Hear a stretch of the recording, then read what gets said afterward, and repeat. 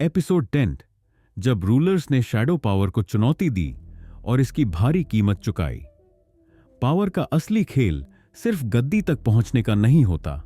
असली लड़ाई तब शुरू होती है जब कोई रूलर उस हिडन पावर स्ट्रक्चर को चैलेंज करता है जो दुनिया को कंट्रोल करता है।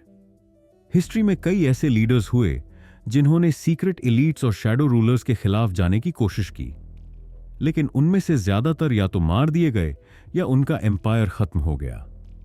आज के एपिसोड में हम उन रूलर्स की कहानी जानेंगे जिन्होंने रियल पावर स्ट्रक्चर को बदलने की कोशिश की और वो किस तरह इस गेम का शिकार बन गए।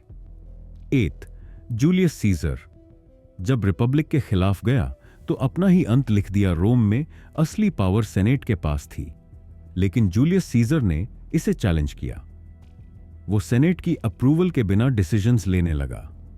उसने पावरफुल एलीट्स को नजरअंदाज करना शुरू कर दिया। उसने खुद को डिक्टेटर फॉर लाइफ घोषित कर दिया। फिर क्या हुआ? सेनेटर्स ने उसे बिट्रे किया और 44 बीसी में उसे मार डाला। उसके सबसे करीबी लोग ही उसके खिलाफ हो गए।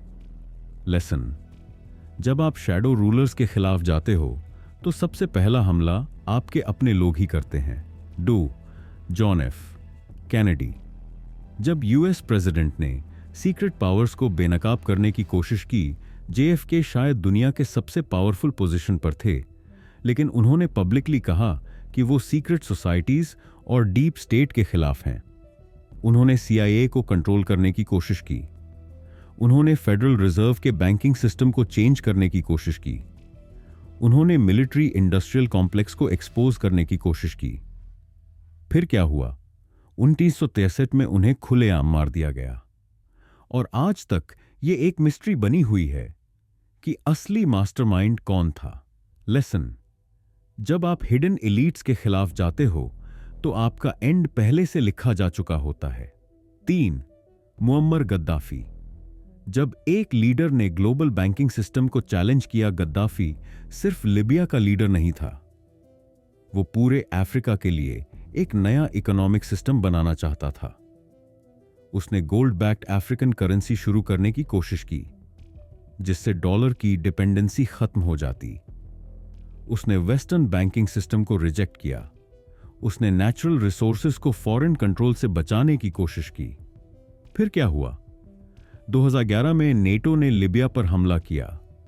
गद्दाफी को पकड़कर मार दिया गया और उसकी पूरी कंट्री आज तक केओस में है।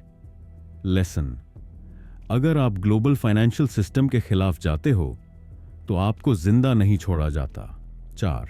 सद्दाम हुसैन। जब ऑयल को डॉलर से अलग करने की कोशिश की, सद्दाम ने एक ऐसा कदम उठाया जिसने उसकी मौत तय कर दी।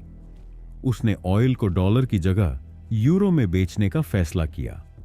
पूरी दुनिया का ऑयल ट्रेड यूएस डॉलर में होता है, जिससे अमेरिका की इकोनॉमी पावरफुल बनी रहती है।